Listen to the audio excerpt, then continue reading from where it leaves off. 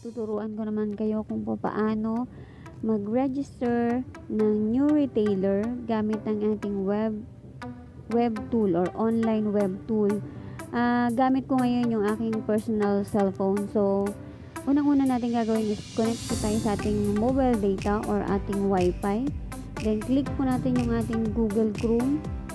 Then, yung ating website is loadcentral.net. Yan. Tapos, login lang po tayo sa dealer account po natin. 639. Type po natin kung ano po yung dealer account natin. Then, yung password po natin.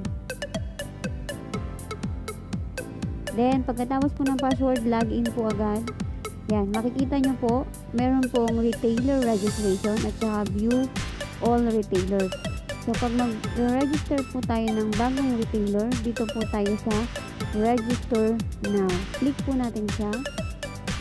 And then, fill out lang po natin to lahat. Example po. Example lang natin yung aking pong personal na retailer SIM halimbawa po. Type lang po natin yung pangalan.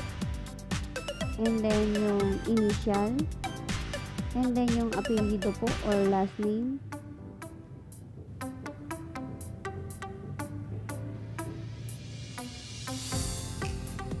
Yan.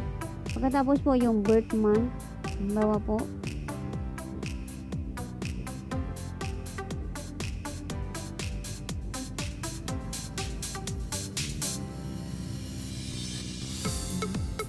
And then yung pinaka nickname po nyo or yung usual na ginagamit nyo po.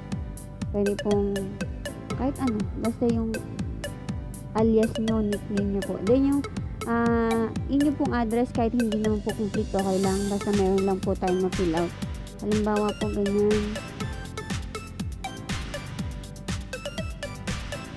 Yan. Tapos pag nasa Metro Manila po kayo, Metro Manila lang, or kung nasa province po, kung ano po kayong part ng province. And then yung municipality po, kung saan po kayo nakatira or saan po yung city ninyo. Halimbawa po ako, Caloocan. Yan. And then yung business name, business address, okay lang po na leave it blank lang. Then yung business phone number, mobile number, type lang po natin kung ano po yung i-add po natin na retailer. So, kung mapapansin nyo po, dapat po mag-i-start sa 639. And then yung ID type, kahit others na lang po yan. Then 00. Tapos po ulitin lang po natin kung ano po yung bagong retailer SIM na i-register natin. And then 639, double check natin 639-12320-2665. And then yung email address po natin, kung ano po yung ginagamit natin.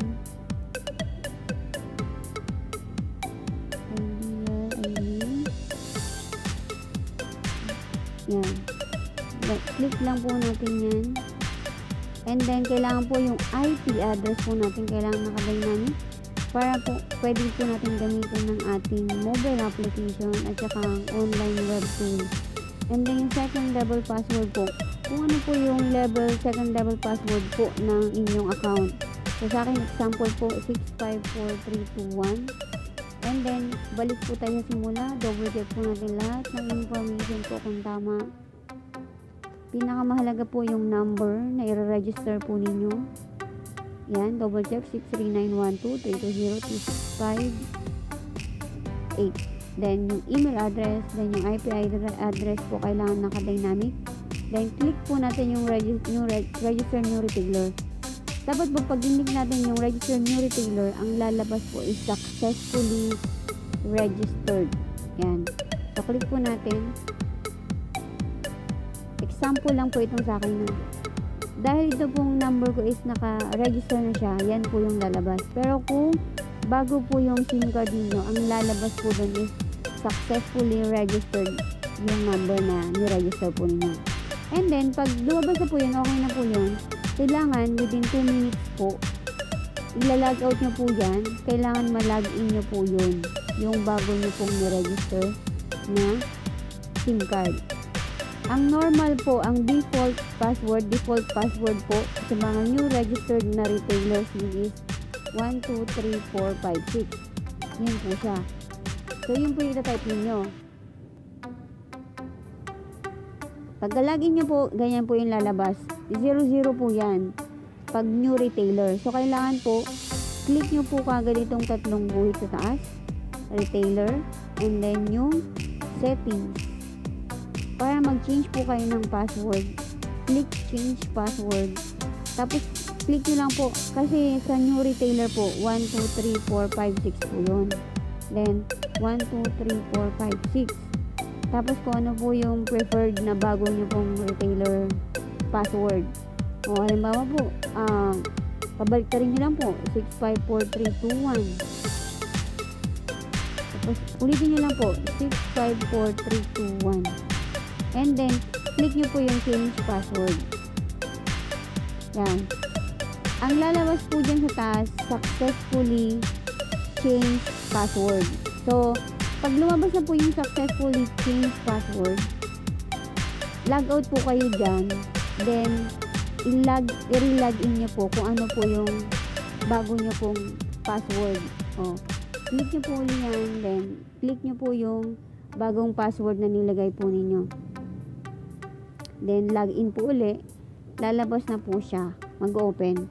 So, pag ganun po na successfully na po yung pag-change password nyo po, automatic po, pwede na po kayong mag-load, magbenta ng load at gumamit po ng system natin sa online web tool.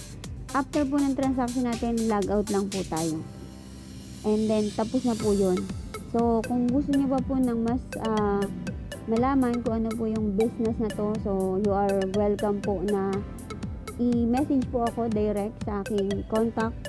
Iiwan ko po yung aking contact number. Pwede nyo po akong i-direct message para malaman po yung full complete details po about e-loading business po dito po kay Ideal. So, thank you guys. Next na video po natin ulit. Don't forget to click, subscribe, like, and share po dito sa video na to para mas marami po tayong matulungan. Thank you.